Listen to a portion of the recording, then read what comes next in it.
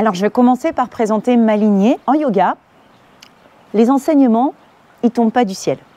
Ils sont enracinés dans plus de 5000 ans de pratique qui ont été transmises de maître à élève pendant toute cette durée. Dans mon cas, j'ai eu la chance d'être enseignée dans la tradition Vini Yoga qui vient de l'enseignement de Krishnamacharya, de Desi Kachar et de Sri Basham. Desi Kachar et Sri Basham sont les enfants directs de Krishnamacharya. Krishnamacharya était aussi le maître d'Iyengar et de Pattabhi Joy. Donc c'est l'homme ressource qui à l'issue de à peu près 80% des enseignements du yoga aujourd'hui dispensés en Occident.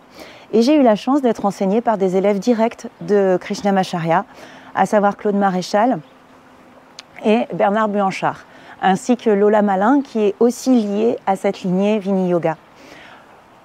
Ce qui est intéressant de comprendre, c'est que Krishnamacharya, c'est un yogi qui a commencé à pratiquer dès sa plus tendre enfance et qui a pratiqué jusqu'à ses 101 ans.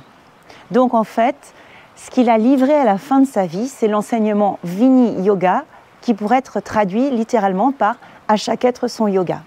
Ce qui demande de la part de l'enseignant une perpétuelle adaptation des pratiques à l'être qu'il a en face de lui. Et à ce titre, je me mets vraiment au service de vos demandes conscientes, inconscientes, de vos limites physiques, psychiques, émotionnelles, spirituelles, de manière à vous accompagner au plus juste dans l'essence de la pratique pour que le yoga soit une source de profonde joie et pas du tout une source de souffrance ou de... souvent, il y a des appréhensions par rapport à ça.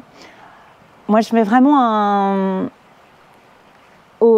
une sorte de point d'honneur à être au service de vos possibles et de permettre de potentialiser ça grâce à la pratique. Donc ça, c'est vraiment le cœur du Vini Yoga. Et dans le cœur du Vini Yoga, on place le souffle au cœur de l'interaction corps-souffle. C'est-à-dire que c'est du souffle que va naître le rapport au corps et donc que va naître la fluidité entre corps et souffle et donc la fluidité de l'énergie vitale et à travers la fluidité de l'énergie vitale, le fait que le corps va se libérer, se délayer, mais pas que le corps, aussi tous les autres plans plus subtils, notamment au niveau psycho-émotionnel.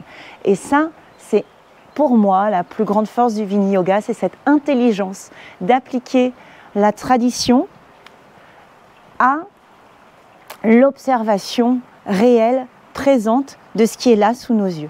Et donc c'est un tissage à la fois d'une matière extrêmement solide avec l'intelligence et la créativité pour l'adapter au monde contemporain et aux gens qui le peuplent. Et ça, c'est une grande force.